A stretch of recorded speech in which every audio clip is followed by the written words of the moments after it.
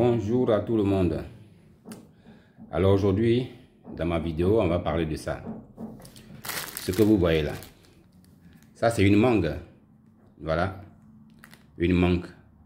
Je l'ai pris parce que c'est une mangue qui... ça vient de Côte d'Ivoire. Sinon, normalement, je n'avais pas à prendre ça. Mais c'est juste parce que j'ai vu que ça venait de la Côte d'Ivoire que j'ai récupéré ça. Et ça, c'est mon sujet de ce jour. Ça, c'est le maïs. Et c'est du maïs frais. Vous voyez ici, on peut lire par exemple ici, origine Allemagne. Voilà. Donc, c'est de ça qu'on va parler aujourd'hui, le maïs frais. Alors aujourd'hui, ma vidéo va parler du maïs et du maïs frais. Parce que quand tu es souvent en Afrique, tu crois que ceux qui sont blancs, ils ne mangent pas certains trucs, ils ne font pas certains trucs, il y a des choses qu'ils ne font pas. Donc, ça fait que, bon... Alors que ça, c'est du maïs frais. Et les blancs, ils en mangent. Et ça, ce maïs frais, ça nous vient de l'Allemagne. Ce n'est pas qu'en France, ils ne font pas du maïs frais. Mais c'est juste parce que le maïs frais qui est fait en France ne suffit pas. Donc, ils font venir le maïs frais de l'extérieur pour la population française. Et moi, chaque fois que je vois du maïs frais, j'en achète. C'est comme au pays, on mange du kababriké, on mange du maïs braisé, voilà. Donc, c'est aussi ça. Ici aussi, ça a un marché, mais un grand marché.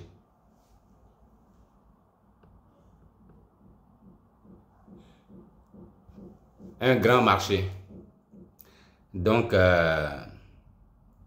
ça fait que moi, quand je vois du maïs frais ici, ça me donne toujours des idées. Je me dis, mais bon, ils font maïs frais là. Donc, les blancs, ils mangent aussi le kababriké, hein. Voilà. Donc, quand je vois le maïs frais, bon, j'en achète. Et puis, on le fait bouillir. Et puis, on le mange. Et c'est du maïs. Le maïs qu'eux, ils font là, c'est du maïs qui est très frais. Ils n'attendent pas que ça atteigne un certain niveau. C'est-à-dire, dès que ça... En tout cas, ce que je veux dire, c'est que le maïs qu'eux, ils font, il est vraiment frais. Voilà. Il est vraiment frais. Souvent, chez nous, bon, on le coupe quand tu achètes le maïs, le kababriké, des fois, il est un peu dur. Mais ici, là, il n'est pas du tout dur. Donc, même quand tu n'as pas les dents bien solides, tu peux le manger parce qu'il est très frais. Et c'est très sucré. Voilà. C'est très sucré. Donc, ce que je vais dire, c'est qu'en Côte d'Ivoire, le maïs, souvent là-bas, c'est quelque chose qu'on néglige. Déjà, le marché du maïs, c'est toujours un marché qui est important. Que ce soit du maïs sec, mais aussi du maïs frais, c'est toujours un marché qui est très important. Et le maïs frais, il est rentable, il est très rentable que le maïs frais est rentable que le maïs sec. Parce que, par exemple, là, ce maïs-là que j'ai pris, donc, un comme ça, c'est 2,49 €. Ça, 2,49 €. Si on veut le convertir en francs CFA, ça va faire 1633. On va dire 1600. Voilà, 1600. Donc, ceux qui font ça, c'est des gens qui ont l'argent. Et puis eux, c'est une entreprise. Voilà, c'est une entreprise. Ici, les Blancs, ils ne font rien comme ça au hasard. Comme chez nous, le gars, il a 2 hectares de maïs. Il n'a pas d'entreprise, rien du tout. Donc, il fait comme ça sa vente. Voilà, on lui verse l'argent, il bouffe ou bien il fait ses activités. Mais ici, c'est sous forme d'entreprise. Et c'est des gens qui, au fur et à mesure, un par un, ils ont créé vraiment les conditions d'une entreprise solide. Voilà. Et celui qui est le responsable, ce n'est pas quelqu'un qui travaille dans son champ. Il a les moyens pour pouvoir employer des gens et puis ils travaillent avec des tracteurs. Comme aujourd'hui, en Côte d'Ivoire, on a des tracteurs partout. Celui qui veut faire l'agriculture aujourd'hui, il y a les tracteurs. Il y a des tracteurs. Et il y a pas mal de situations aujourd'hui. Si tu fais l'agriculture, tu peux louer des tracteurs. Donc, le marché du maïs frais, c'est un marché qui est très important. Voilà, c'est un marché qui est très important et qu'il ne faut pas négliger. Le maïs frais, il est plus rentable que le maïs sec. Parce qu'un hectare de maïs frais, sur un hectare, tu peux aller jusqu'à... Sur un hectare, tu peux aller jusqu'à 100 000 pieds. Sur un hectare, tu peux aller jusqu'à 100 000 pieds. Voilà. Et j'ai vu dans des vidéos, c'est que les femmes qui achètent le maïs, c'est 5 maïs à 200. 5 maïs à 200. C'est ce que dans les vidéos dans mes recherches, enfin dans les vidéos que j'ai vues, c'est comme ça. À Djamé, que ce soit à Djamé, que ce soit à Bobo, sur le marché d'Abobo, sur le marché d'Adjamé, 5 maïs. 5 maïs à 200. Donc un maïs à 40 francs. Maïs frais, un maïs à 40 francs. Imaginez que vous avez 100 000 pieds de maïs. Multiplié par 40 francs. Ça fait 4 millions, un hectare. 4 millions, un hectare. Si tu as 5 hectares de maïs frais, ça te fait 20 millions. Or, le maïs sec, c'est 1 million et quelques, un hectare. Voilà. Donc, le maïs frais est plus rentable que le maïs sec. Tu peux être à Divo, à Man, à Bouaké, à Daloa, partout, faire ton maïs frais, l'envoyer sur Abidjan. Ça, c'est du maïs qui vient de l'Allemagne, le pays d'à côté. Voilà.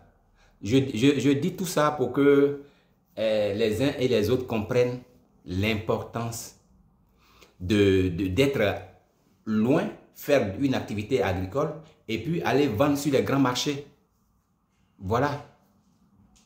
Sur les grands marchés. Parce que mon constat est que moi-même, si j'étais au pays, si c'était avant, ce n'est pas quelque chose que j'allais lorgner. Le maïs, non. Quand moi j'étais petit, quand on partait au champ, quand on était encore, quand on était encore petit, quand on partait au champ, moi, quand on était à Divo, à Dagrom, je me rappelle que nous, on faisait le riz. Mais il y a un monsieur, il s'appelle monsieur Idrissa, qui avait à côté de nous son champ de maïs. Et moi, je me posais des questions. Je me disais, mais lui, le monsieur là, il a fait 1 hectare, 2 hectares de maïs. Et puis le maïs, il le laisse sécher. C'est maintenant que je comprends que le maïs, on le prenait pour faire cabato, on prend pour faire autre chose. Bon, aujourd'hui, le maïs est encore devenu, il a pris de la valeur aujourd'hui. Avec les élevages qu'on voit en Côte d'Ivoire, le maïs aujourd'hui, il a pris de la valeur. Mais avant, moi, bon, je n'avais pas idée de tout ça. Mais je me posais des questions. Parce que nous, quand on fait le champ de riz, c'est dans le riz qu'on mettait le maïs, juste pour le manger quand le riz quand il est formé. Quand on va au champ, tu coupes ton maïs, tu fais ton petit feu sur ta termite et puis tu fais ton maïs, tu le braises, tu manges. Voilà. Mais moi, je n'avais pas conscience que le maïs était une denrée internationale. Mais aujourd'hui, je comprends l'importance du maïs. C'est une denrée internationale. Les États-Unis en produisent énormément. La France aussi en produit. Et l'Ukraine aussi, qui est aujourd'hui en guerre aussi, produit beaucoup de maïs. Et quand je fais mes recherches, mais je comprends que le maïs, mais c'est un céréale stratégique. C'est une céréale stratégique. Aujourd'hui, je vois combien de fois aujourd'hui le maïs... je comprends que les gens ils font maïs, il y a des gens qui font 200 hectares de maïs, 500 hectares de maïs. Et dans mes découvertes, j'ai vu qu'en Afrique, il y a beaucoup de gens qui ont compris la situation.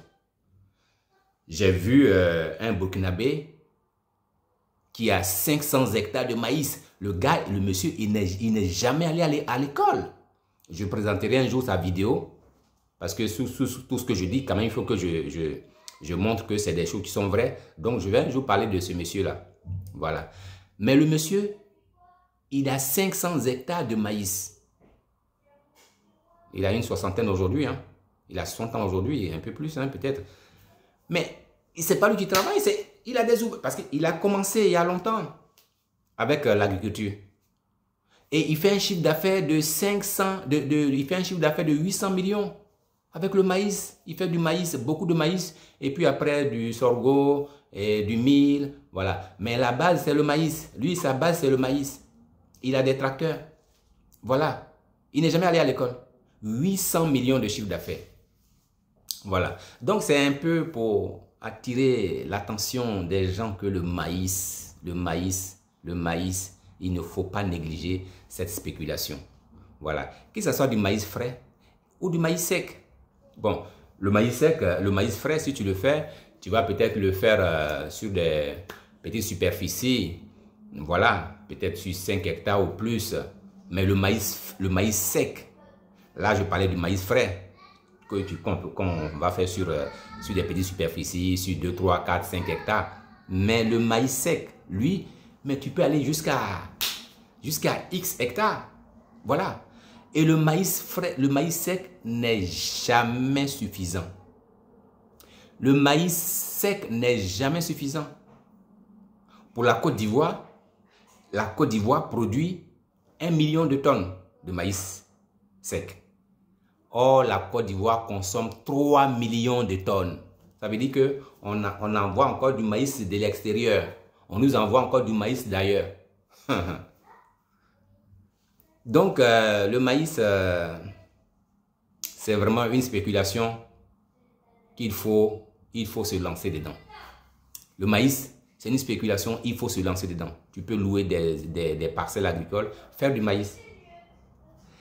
Au niveau même, si tu fais du maïs, ce que j'ai observé, c'est que les grandes structures mettent et payent des démarcheurs, des intermédiaires. Et ces intermédiaires-là, ils sillonnent les régions pour voir ceux qui font du maïs. Et ton maïs, quand ils voient que tu as une superficie un peu importante, ils vont te croiser pour que tu puisses leur vendre ton maïs. Voilà, pour que tu puisses leur vendre ton maïs. Parce qu'il y a des grosses structures comme Coquivoire par exemple, qui a toujours besoin du maïs. Non seulement eux-mêmes ils en plantent, mais ils ont toujours besoin du maïs. Et après tous ces éleveurs en Côte d'Ivoire qui ont toujours besoin de maïs, hein. Tous les jours ils ont besoin du maïs. Moi je vois sur certaines plateformes où je suis, des gens demandent est-ce que je peux avoir 200 tonnes de maïs, est-ce que j'ai besoin de 50 tonnes en urgence, j'ai besoin de 100 tonnes en urgence. Bon, le maïs n'est jamais suffisant. Aujourd'hui je comprends que cette céréale là, c'est vraiment une céréale, mais qui est toujours demandée. Toujours demandée. C'est comme le blé. Le blé n'est jamais suffisant. Le maïs aussi n'est jamais suffisant. Parce que le maïs rentre dans l'alimentation des humains. Le maïs rentre dans la confection de la bière. Le maïs rentre aussi dans la confection des aliments pour le bétail. Le bétail, les volailles, la volaille, tout ça. Et ça fait que le maïs n'est jamais suffisant. On a des pays comme le Niger qui paye du maïs, hein, qui paye du maïs. Et il suffit qu'une zone soit un peu soit déstabilisée, qu'il y ait une guerre. Et que tout de suite, le prix du marché du maïs commence à flamber parce que les gens vont, les grandes structures comme la FAO, comme ça, la FAO, va aller, ou bien la CEDEAO, ou bien l'ONU, ces grandes structures-là, vont aller chercher du maïs dans des pays où il y en a assez pour aller donner ça là-bas aux gens pour manger. Voilà. Donc, le marché du maïs est toujours un marché qui est toujours demandeur. Il y a toujours, même la France fait aussi beaucoup de maïs. La France exporte aussi le maïs. Voilà. Dans mes recherches, j'ai vu que la France fait beaucoup de maïs. Ils exportent beaucoup de maïs. Voilà. Et il y a, en Europe aussi, il y a l'Ukraine. Bon, l'Ukraine, ce n'était pas l'Europe. L'Europe, hein, ça c'est un peu, voilà, ils sont coincés avec l'URSS, avec la Russie. Mais donc, l'Ukraine fait beaucoup de maïs aussi. Beaucoup de maïs et de blé. Et la Russie aussi fait beaucoup de maïs et de blé aussi. La France aussi en fait aussi, mais pas en grande quantité, mais ils exportent. Voilà, ils exportent du maïs. Voilà, donc le marché du maïs, c'est un marché qui est très important, qui est très important, qui est très important. Celui qui est en Afrique, qui est au Congo, qui est en RDC, qui est en tout cas en Afrique, peut se lancer dans l'activité du maïs. Moi, je suis un peu, aujourd'hui, je suis un peu tous ceux qui font l'agriculture et je vois pas mal de gens qui sont qui font du maïs. Je suis principalement Loïc Kamoua, c'est un jeune Camerounais, je parle toujours de lui, hein, Loïc Kamoua. Il allait étudier aux États-Unis, il est revenu au Cameroun, il a fait du maïs. Au Cameroun, on l'appelle l'ambassadeur du maïs. Voilà. C'est un jeune qui est allé faire ses études aux États-Unis, il a fait l'économie, il a eu ses diplômes, il est rentré au Cameroun, il n'est pas allé chercher du travail, par-ci par-là. Loïc Kamoua, d'après lui-même ses chiffres, hein, il fait un chiffre d'affaires de 90 millions de francs CFA par an. Voilà.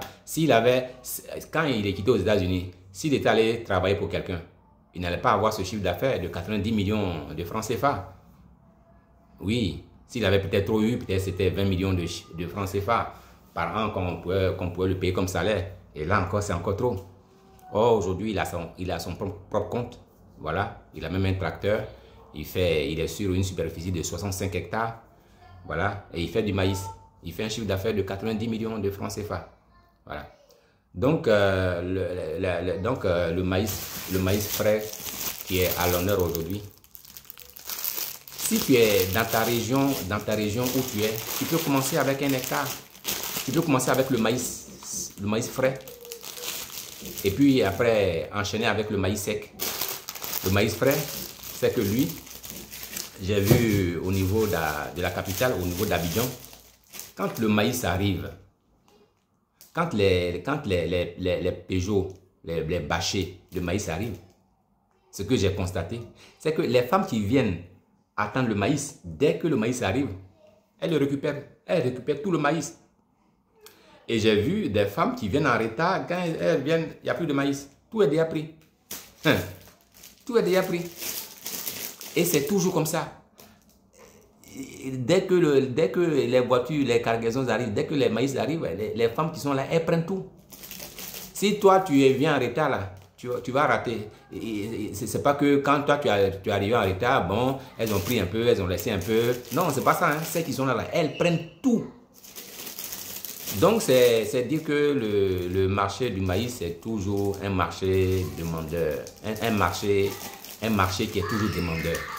On mange le kababriké, on mange le maïs braisé. Voilà.